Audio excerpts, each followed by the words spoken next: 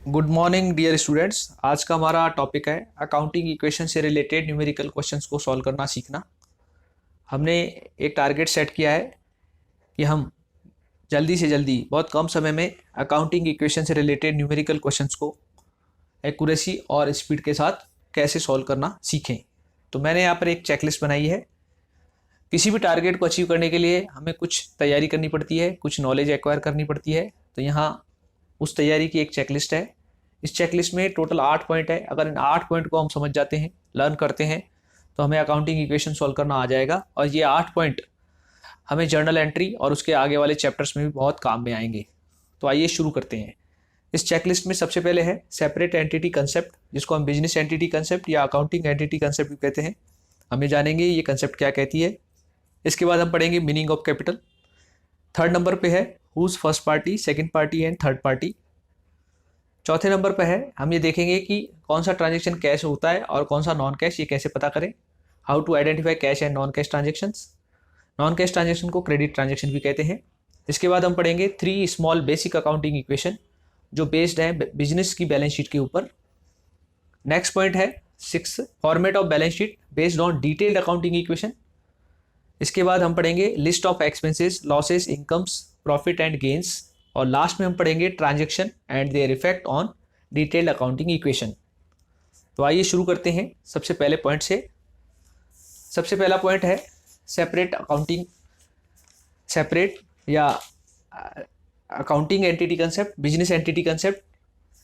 अब हम इस कंसेप्ट को समझने के लिए एक एग्जांपल लेते हैं। एग्जांपल है Ram started business with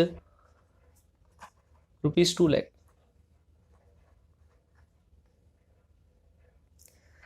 Ram ने बिजनेस स्टार्ट किया है यहाँ पर 2 लाख रुपए लगाकर।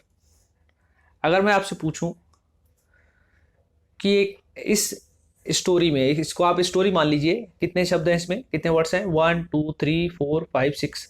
मान लो ये 6 वर्ड्स की एक स्टोरी है, मैंने आपको स्टोरी सुनाई। अब मैं आपसे पूछता हूँ कि 6 वर्ड की स्टोरी में आप कितने पर्सन, कितने आदमी नजर आ रहे हैं, सोचिए। आप में से ज़्यादातर लोग यही कहेंगे इसमें एक आदमी है। अगर मैं उसका नाम पूछूं तो आप लोग बोलेंगे वो राम है।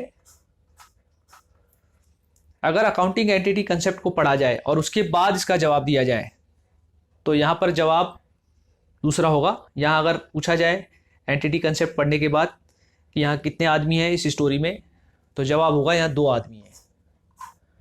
2 आदमी में दूसरा आदमी कौन है? Business of Ram.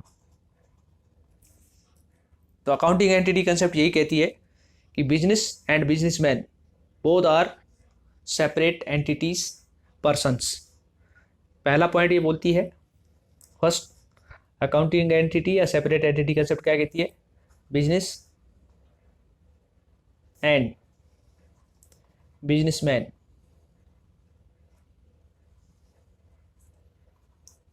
Both are separate entities. Entities को हम बोल सकते हैं units oblique persons. Moreover both have separate existence. Existence को हम बोल सकते हैं identification from each other.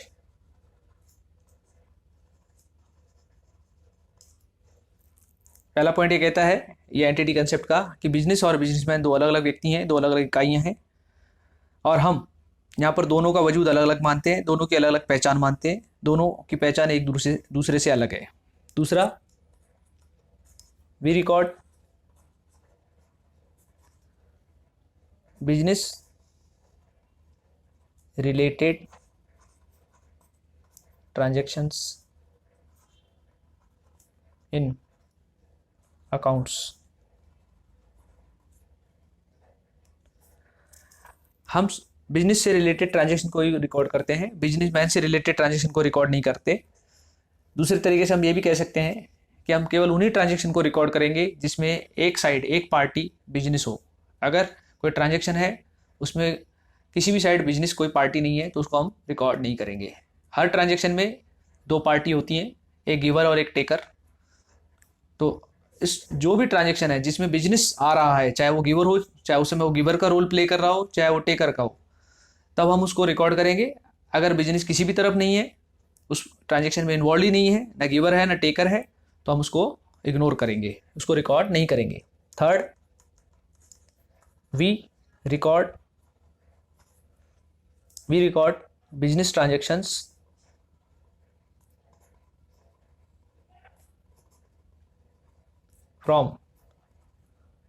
from the point of view is equal to angle of business only।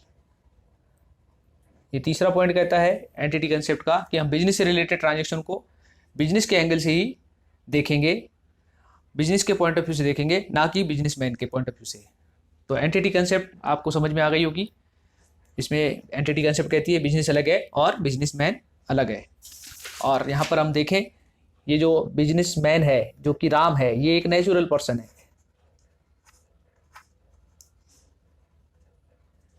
इसको हम ऑनर भी बोल सकते हैं और इसको हम बिजनेसमैन भी बोल सकते हैं। बिजनेस जो है एक आर्टिफिशियल पर्सन है।